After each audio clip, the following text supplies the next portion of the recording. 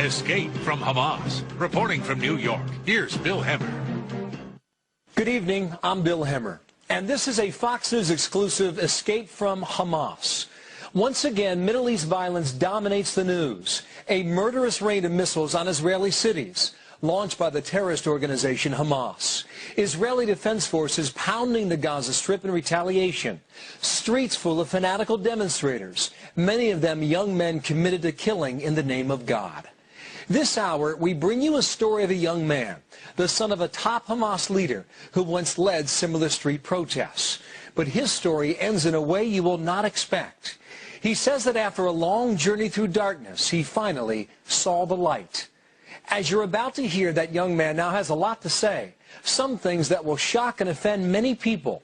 This Fox News investigation goes deep into the very heart of Hamas itself and inside one of Israel's highest security prisons, where Hamas also flourishes. And in the end, we will take you to a quiet Christian haven here at home in the United States.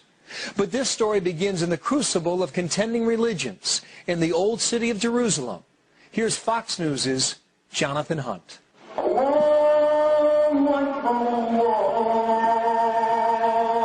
Millions of people have come to Jerusalem and found their lives changed. Muslims, Jews, Christians, even atheists have been deeply affected by the sights, sounds and history of this, the cradle of three of the great religions. For one young Palestinian man named Mossab Hassan, the change wrought by Jerusalem was different, even more profound and disturbing. He had grown up in the West Bank. His father, Sheikh Hassan Youssef, was a founder of Hamas, the radical Islamic group that now controls the Palestinian territories and which was founded with the aim of destroying Israel. And Mossab Hassan himself was a leader of the Islamic Youth Movement, an equally radical group. He personally fought Israeli tanks and troops on the streets of Ramallah. He was seen as a future leader of radical Palestinians. But a chance meeting right here at this spot would radically alter everything Mossab Hassan believed in. This is one of the entrances to Jerusalem's old city, home to some of the holiest places in the world. Among them, the Temple Mount and its western wall for Jews, the Church of the Holy Sepulchre for Christians, and the Al-Aqsa Mosque and the Dome of the Rock for Muslims. Mossab Hassan's chance encounter with a Christian tourist not only ripped apart his deeply held belief in the Muslim faith, it would also change forever his life and the lives of his family. Mossab Hassan believes with all his heart that that chance meeting might also very well change the world. And his denunciations of Islam are harsh and startling. Every Muslim who read the Quran, if they allow themselves to listen to this Quran and believe in the same time that this is from God, I think they are sick and they need help. Mossab Hassan says he got that kind of help and his life has indeed changed. Thank you, Lord. And like so many others around the world who converted to Christianity, Mossab Hassan says all it took to set him on his journey was one reading of the Bible. I loved Jesus immediately. Why? Love your enemy. That was the one that moved me from deep and changed my life forever. I've been suffering for a long time. It's like my medicine became. It's not a drug. It's not it's not like Quran. Quran is a drug. The Quran is a drug, you say? Islam is a drug. Incendiary words from a young man on a mission. But Mossab Hassan believes his story can change the lives of millions of Muslims, whose faith he feels is also in crisis. I believe that Islam is collapsing already. Because it's collapsing? Yeah, it is collapsing.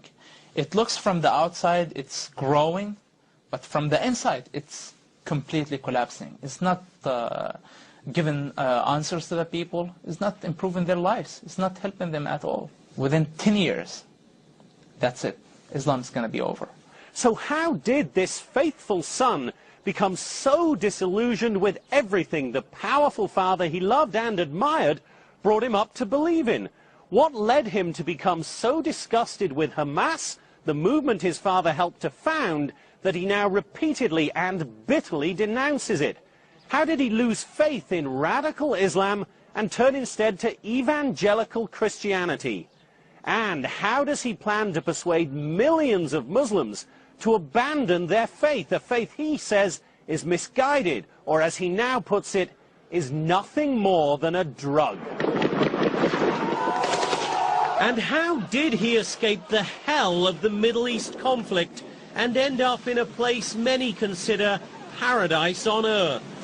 Mossab Hassan's journey from the west bank of the Jordan River to the west coast of America, from the crucible of radical Islam to the heart of the Christian faith, when we return. Welcome back to Escape from Hamas. As you have seen, Mossab Hassan was born into the top tier of Hamas leadership. So what did that mean when he was growing up? Once again, Jonathan Hunt. Mossab Hassan is building a new life in Southern California. It could hardly be more different to the life he was born into. Poverty, violence and death on a daily basis made the west bank of the Jordan River one of the toughest places in the world to grow up at the height of the Israeli-Palestinian conflict. But for Mossab Hassan, it was simply home, the only home he knew. I didn't leave the West Bank till I was 20 years old. And he can't forget the streets he walked as a child. My best place is my town. I love my town. Ramallah. Ramallah. You'll go back there? Hopefully soon.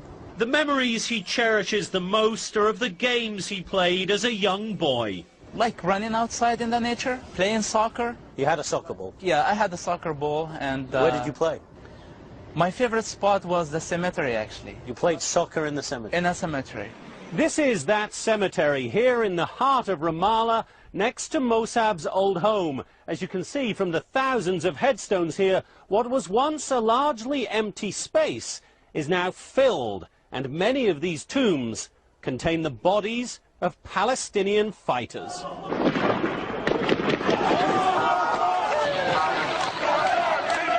It was December 1987. The first intifada or uprising began. Palestinians took to the streets, fighting running battles with Israeli tanks and troops. Mossab Hassan was 10 years old. The first intifada breaks out and everything changes. Definitely. Everything's changed, but still, like, you believe this is your destiny. This is your life and you have to deal with it. But do all the kids go from playing soccer in the cemetery to throwing stones at Israeli tanks? We did both. That became a part of life for you, confrontation with Israeli soldiers. Of course. That was like part of my life. And the Ramallah cemetery, site of so many impromptu soccer games, was now the scene of chaotic and impassioned burials. My house was next to this cemetery, and every day of the first intifada, for 4 years, I was living there. I used to see dead bodies coming every day. You were 10 years old and seeing dead bodies? I was 10 years old, yeah. But even before the Intifada, Mossab Hassan's view of Israel and of Islam had been shaped by his father, Sheikh Hassan Youssef, a founding figure of Hamas, the radical movement which was founded with two overriding goals: to destroy Israel and to build a hardline Islamic state in its place. What's your first memory of your father actually educating you in his beliefs?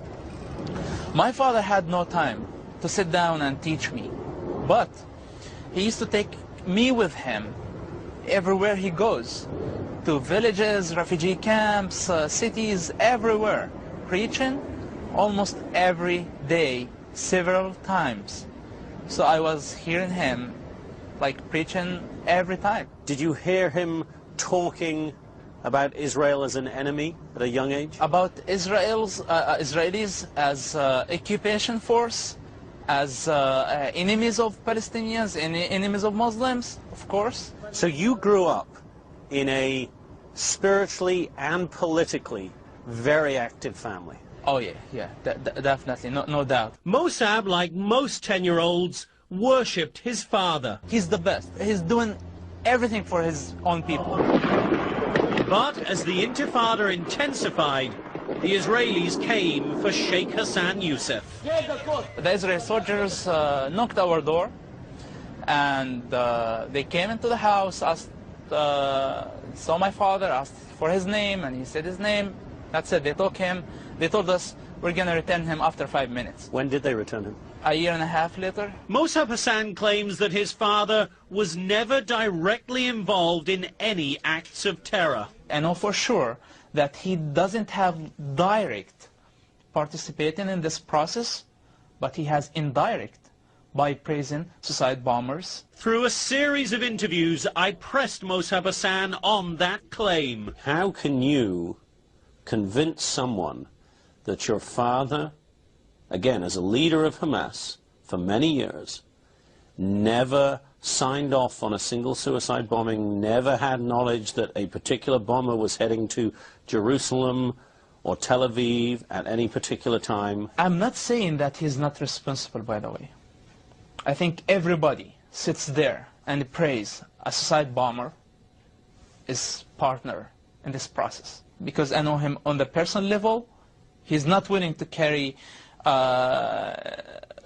explosive belt and go kill other people. I know this about him as a person. But is he able to send others to kill? He never sent somebody, not because he didn't want this to happen. Because the Hamas movement works in a very intelligent way. Political wing, military wing, security wing. So my father, for his position as a well-known leader and other Hamas leaders, they don't interfere with the military wing. Could that really be true? I didn't want to take just Mossab Hassan's word for it, but I couldn't ask his father directly because Sheikh Hassan Youssef is still in an Israeli prison and the authorities would not allow us to talk to him. Mossab's other family members refused our interview requests, so I turned to Avi Issacharoff, an Israeli journalist and author who specializes in covering Hamas and has known Sheikh Hassan Youssef for more than a decade. So when his son, Mossab, says, my father had no direct involvement in the planning or carrying out of any suicide attacks, you believe that? Yes, I do believe him. The Israeli army, the Israeli intelligence, in each and every chance that they had to accuse someone of being involved in any kind of a murder, they would have gone and done it against Hamas officials, of course. They didn't do it this time. The only accusation that they have against him is being a member or being a leader of Hamas. What, though, about Hamas's sort of collective responsibility? At the end, he was in one line with all the other Hamas's leaders, maybe because he didn't have any other option, but this is what he did. So I think that he has some responsibility for that, or maybe you can say moral responsibility. But in that phrase that is often used here, you would say that he does not have blood on his hands, or he does have blood on his hands? I would say that he doesn't have any blood on his hands. But for Israel, Mossab Hassan's father was a marked man because he advocated and celebrated terrorism. Over the next decade, Sheikh Hassan Youssef would be arrested at least 16 times, spending more time in Israeli jails than he did here at home in Ramallah. Mossab, meanwhile, was following in his father's footsteps, joining the Islamic youth movement and quickly rising to become a leader of that militant organization. And when Hamas began one of the most deadly wave of bombings Israel has ever seen, Israeli authorities thought Mossab Hassan might have blood on his hands. That's next. A son's admiration for his father is a powerful bond, a reason so many young men choose to follow in their father's footsteps. But Mossab Hassan would have that admiration sorely tested. The moment came in prison where Hassan says he started to see his father's organization, Hamas, in a much different light and envisioned for himself a much different path. Jonathan Hunt's investigation continues. I loved Hamas because I loved my father. Your father is everything for you as a child. He's not only a leader or like he's your world. And you think that he's the best, he's the strongest, he's your king, he's your God, basically. So I loved him and I loved the ideas that, and his beliefs. That reverence for his father, Sheikh Hassan Youssef, one of the founders of Hamas, led Mossab Hassan toward the West Bank's more radical groups. For my father's position, I became the president of the Islamic student movement. You weren't just anybody in the Islamic youth movement in the West Bank. You were yourself a leader of the Islamic youth movement. Yeah, of course. Of course. And the heir apparent to your father. Yeah. We recruit many people, just talking to them about God. Then they are ready to be recruited for Hamas movement. Was the student Islamic movement in the West Bank a radical Islamic movement? It leads to Hamas. It's one of Hamas' wings. So it is radical? It is, of course. It condones terror? They praise terrorists. When pressed in a later interview, Mossab Hassan denied actually engaging in terrorist acts. You never had knowledge of any bombings being planned, even though you were president of the Islamic youth movement and your father was a founder of Hamas? Yeah, this is not because I didn't want. This is not because I didn't want. The Hamas military wing, they didn't want me to get involved in this type of resistance because of security reasons. So you supported it? You supported suicide attacks? Definitely, definitely. I told you, I used to celebrate. When there is an attack in Israel, I used to celebrate. And in praising suicide bombers, as president of the Islamic youth movement, do you believe you inspired other young men to become suicide bombers? Maybe. In indirect way. I don't know. Maybe. Do you believe that in any way at all you personally have blood on your hands? Indirect way, definitely not. But maybe like indirect ways, probably. On September 13, 1993, Yasser Arafat stood alongside Israeli Prime Minister Yitzhak Rabin and President Clinton to sign the Oslo peace accords. Hamas wanted no part of it, and as the peace process moved forward over the next months and years, began plotting a new campaign of terror.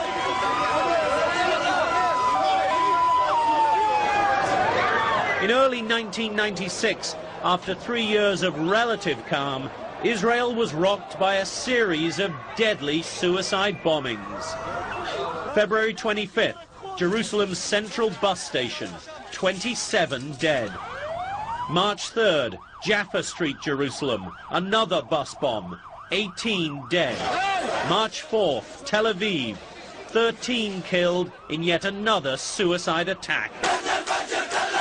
Hamas trumpeted its involvement in the attacks. Israel responded with sweeping raids aimed at Hamas and all its linked organizations, Mossab Hassan's Islamic youth movement among them. Mossab Hassan soon found himself face to face with Israeli soldiers.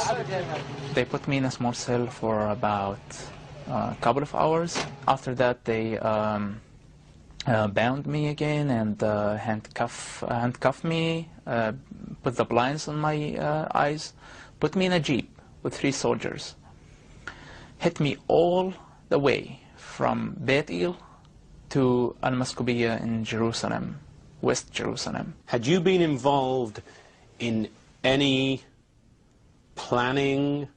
Did you have any knowledge of any attacks against Israelis in the months or years running up to that arrest? Oh, no, not at all, but they had suspicions. Of course, like being the son of my father, they had some suspicions that I might know something. This is Megiddo prison in northern Israel. It became Mossab Hassan's home for 18 months, beginning in the summer of 1996. Now, Islamic radicals typically only become more extreme, more hardened in their views after a stint in a place like this. But that is not what happened to Mossab Hassan. One would think you go into prison and become far, far more radical in the face of all of that, far more committed to not just Islam, but to the cause of Hamas. But that's not what happened. Yeah, definitely this is not what happened. I saw in Hamas, I saw in Islam as a solution for humanity, for my people. So Hamas and Islam were the solution to the problems of the Palestinians, in your eyes? In my eyes, definitely. This is how I saw it. I believed in it. So what on earth happened in prison? The answer when we come back. Welcome back to Escape from Hamas. I'm Bill Hemmer. As what is being called all-out war unfolds in the Gaza Strip this week, many people around the world cannot understand why this turmoil in the Middle East is so intractable, why the peoples of the region can't simply live in peace.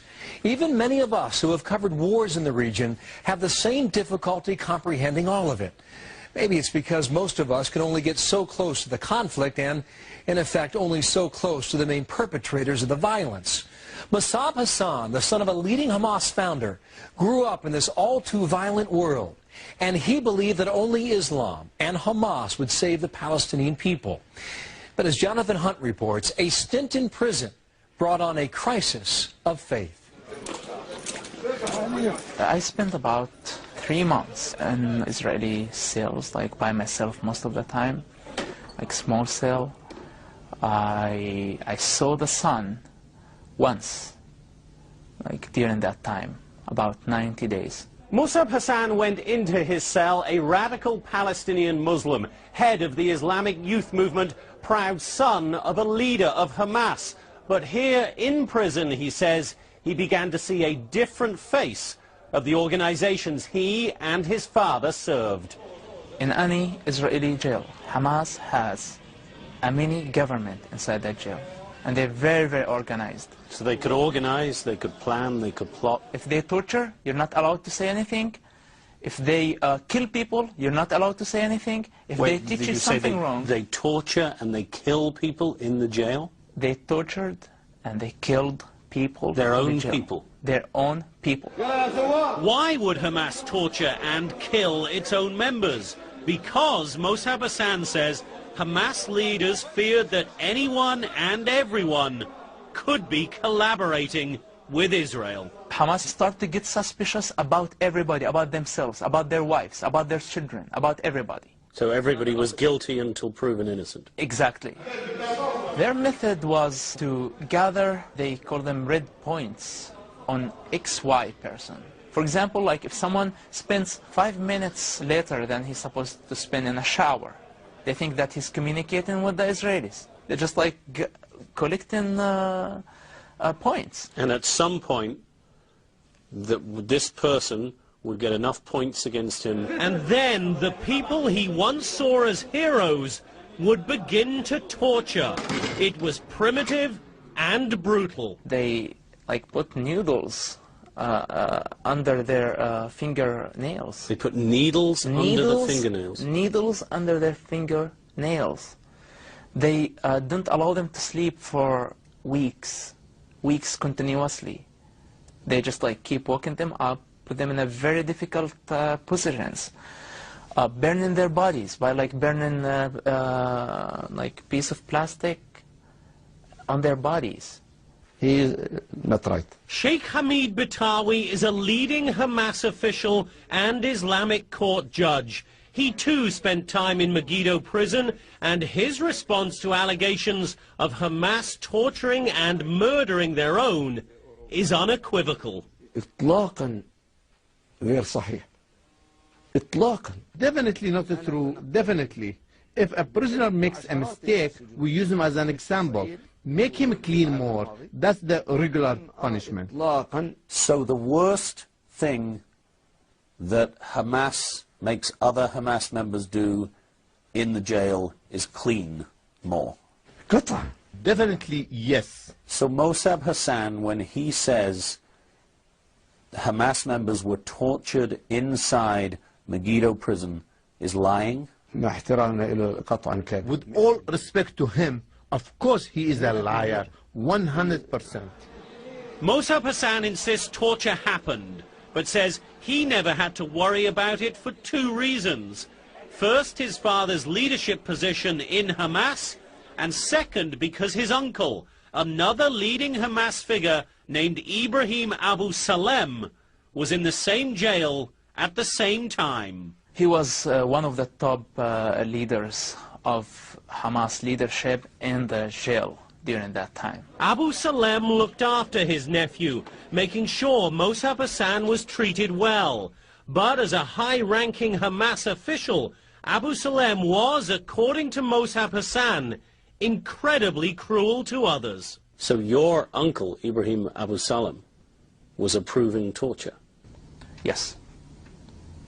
That must have been staggering to you, to realize that. I basically start to lose faith because of this person, like at that time. Because of your own uncle? Because of my own uncle and the other Hamas leaders. And Mossab Hassan says he saw that the organization of Hamas inside the prisons mirrored its organization outside. Acts of violence do not occur without approval of senior political leadership, whether it be Mossab's father, his uncle, or Palestinian Prime Minister Ismail Haniyeh. Doesn't happen without their knowledge, for sure. Haniyeh, my father, everybody in Hamas leadership responsible for any decision that Hamas makes. So the political wing, including your father, including Prime Minister Haniyeh, may not be the people strapping on a suicide belt, but they are as responsible for that suicide attack. They are responsible. And that's what makes Hamas so dangerous, says Mossab Hassan. Whether in the West Bank, Gaza, or here in Megiddo prison, it is committed to a radical ideology that puts little value on human life.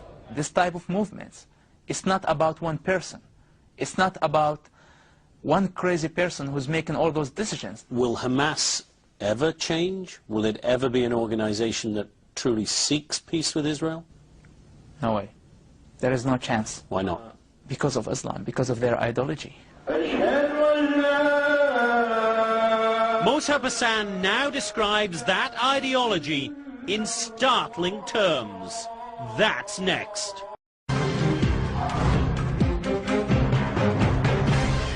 Welcome back. St. Paul's conversion on the road to Damascus is one of the central stories of Christianity. As Jonathan Hunt discovered, Mossab Hassan found Christianity on a narrow cobblestone Jerusalem street.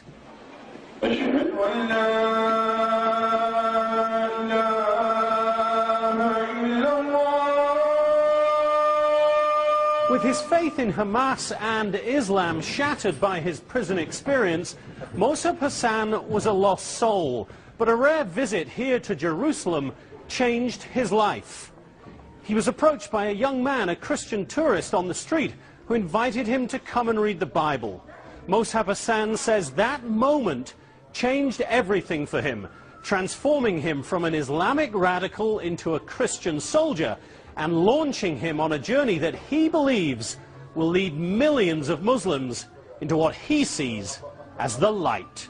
This guy just walking the street down the street, inviting people to Bible talk, Bible study. I understood that he is inviting me to something related to Christianity. I accept the invitation. I went there.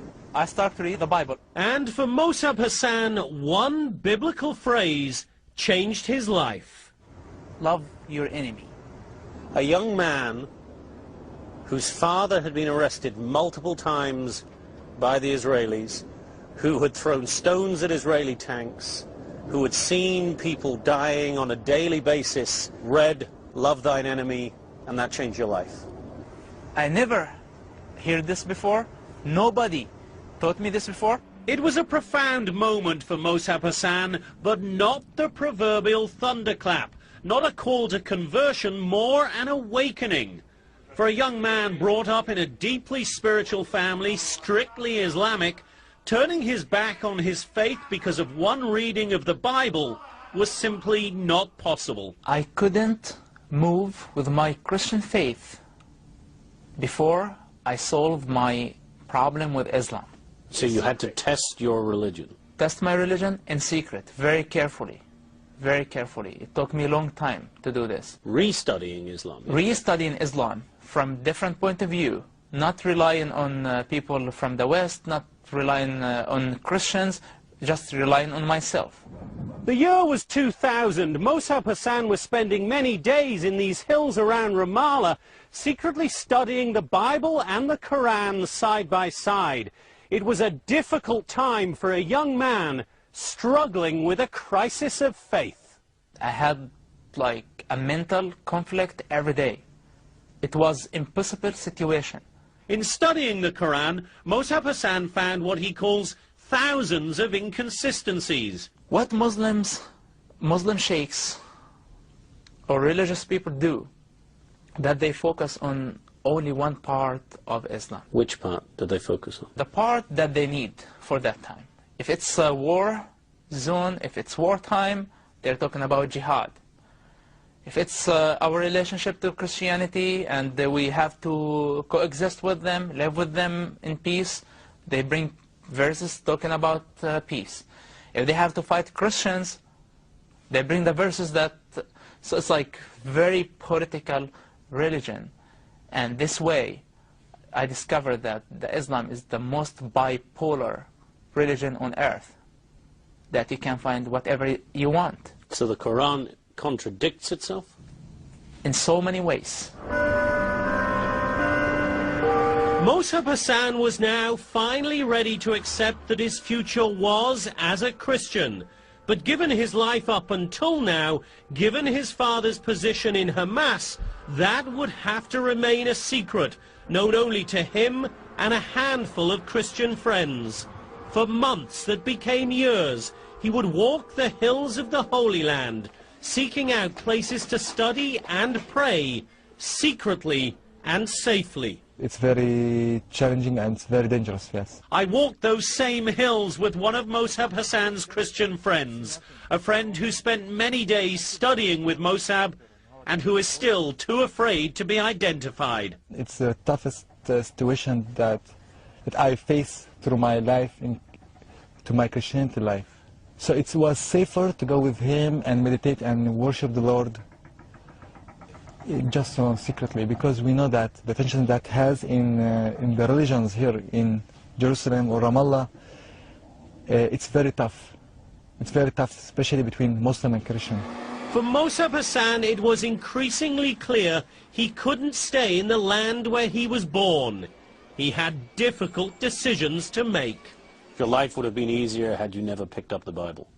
Of course. Just like to stay in my, under my drug, the Islam. It's the Islam, you're under the drug. Now I have my own responsibilities. And now I see that this path is the right path.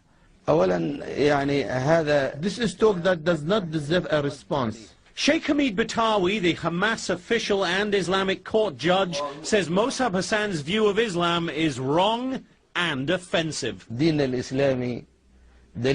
Islam is a true religion with 1.5 billion believers. We challenge the world to find anything that is not right in the Holy Quran. And if Mossab said these things, he maybe was drunk, made so by your people in the US, or he was threatening or was giving dollars and shekels to say this. But Mossab Hassan stands by his powerful, jarring words. You've said that Islam is magic. Islam is a drug. The Quran is not the word of God. Those are incredibly incendiary words. I know that. But it's the truth. It's the truth. Mossab Hassan, of course, was no stranger to the brutality of Hamas and of radical Islam. He knew that once he spoke out, he'd be a target. He knew, too, that he had to get out of the West Bank, out of the Middle East. His journey to the US when we come back, plus the death sentence that has followed him here. Welcome back to the conclusion of our story, Escape from Hamas. As you have seen, Mossab Hassan came to embrace a new faith on the mountain trails near his home in the West Bank. But like many early Christians, he knew that his life was at stake if his conversion was discovered. So he fled to the new promised land. Once again, Jonathan Hunt.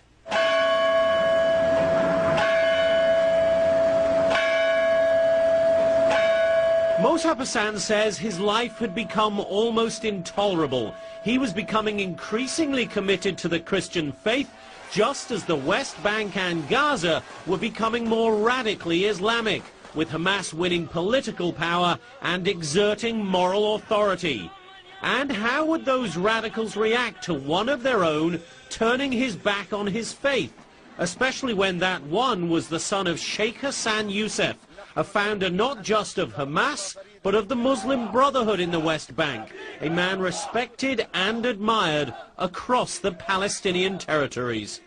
Mossab Hassan, having seen up close the way Hamas dealt with those it considered traitors here in Gaza, in the West Bank and in Israeli prisons, was not about to wait to find out. For the sake of his life, he knew he had to get out of the Middle East altogether, leaving behind his family and everything he knew and loved. How did you feel when you landed on American soil? Fear and happiness at the same time. Mossab Hassan traveled to San Diego to join Christian friends he had first met in Jerusalem. He joined their evangelical church, Barabbas Road, and found in his new faith and his new country a sense of serenity and security. I can go to my church easily.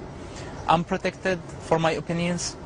So this is, I couldn't get this back there. And finally, with those newfound feelings of freedom, Mossab Hassan was ready to fully embrace his new faith, to take the plunge, literally.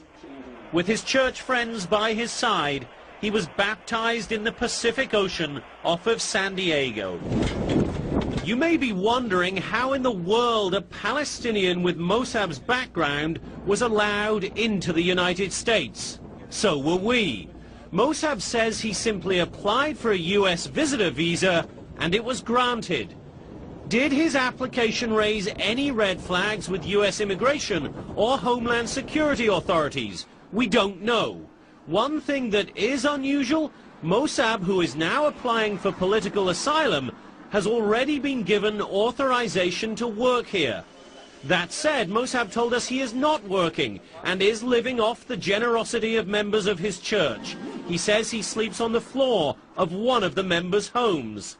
This much is certain. A source with Mossab's knowledge of Hamas would be of value to the American anti-terror effort. And Mossab did tell us off camera that the FBI has in fact contacted him, but he would give us no detail, only saying there is more to come. That was more than we heard from FBI sources, who simply told us they believed Mossab was who he said he was. Turn with me to 2 Peter 1:21. And what about his conversion to Christianity? After interviewing Mossab several times over several months and talking with people in the Mideast and here who know him, it is hard to believe his faith is not sincere. We love you, Lord. It's in Jesus' name I pray. Amen. I have my family, it's my church. Those are my people, they love me. And now that he's here in the United States, Mossab Hassan feels free to speak his mind, to take on Islam, to urge the entire Muslim world to take a long, hard look at itself and the faith on which it is founded. I think if they allow themselves to listen to this Quran and believe in the same time that this is from God, I think they are sick and they need help. You sit here and say things like that, you are going to make millions, millions upon millions of Muslims very, very angry. I'm not trying to offend Muslims. I love them. Those Muslims are my family. But you are going to offend people and you are going to put your life in danger, aren't you, by doing this? Some of them will be offended. Some of them will be offended. But I am sure, I believe that many of them will wake up. Some of them will try to kill you. They will. They will. If they will kill me, they will kill this body. But the question, what about my soul? What about my ideas?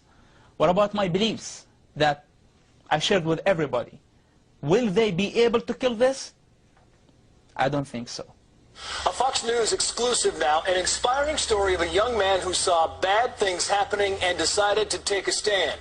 After we broadcast Mossab Hassan's first interview with us on Fox News, it spread like wildfire across the internet and around the world. Within days, Al-Qaeda, the world's most notorious terrorist group, responded, issuing a lengthy statement criticizing Hamas for allowing this young man to convert to Christianity, and concluding by quoting the chilling words of Muhammad, "Whoever changes his religion, kill him." Are you scared? I don't want to die. And I don't want to pretend that I like to die. I love to live. I love to serve my Lord. But if this will be the challenging, and this is how I prove my faith, I ask God to give me patience to do it. And Mossab Hassan says his family will likely also suffer. How does that make you feel? Do you think you shouldn't have done this? You shouldn't have gone public? No, I had to do this. I had to do this because this is going to change so many people's lives. Hopefully, my family's life. You believe your father will one day become a Christian?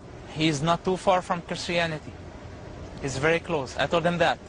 I told him you're very far of Islam and you're very close to Christianity. That was my last sentence to him. How do you think he reacted to that? He cried. Tears of joy or despair? I don't think it was joy at that moment. One day he will understand. So for now, Mossab Hassan is separated spiritually and physically from the family he loves. He is making a new life in a Christian community. He has asked for asylum here in the US, a legal process that is ongoing. And he is settling in a part of the United States many consider paradise itself. So does he feel at home? You're effectively homeless. You're depending on the charity of others. Your family back home is in tears. How do you cope with all of that? It's a low price for Jesus. It's even nothing. It's like comparing to what he has done to us, it's nothing. For me, sand is sand, water is water, people are people everywhere. It's all the same. Your paradise is in here, and your hell as well.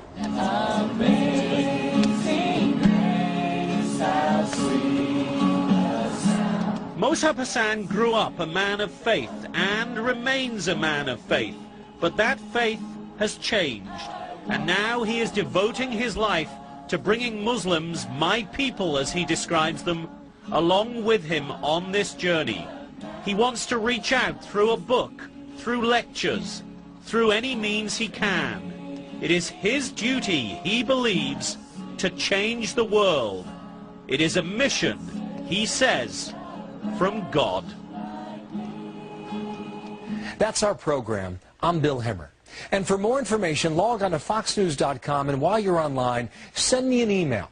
I'd like to know what you think. The address, fncspecials@foxnews.com. And for all of us here at Fox, thanks for watching.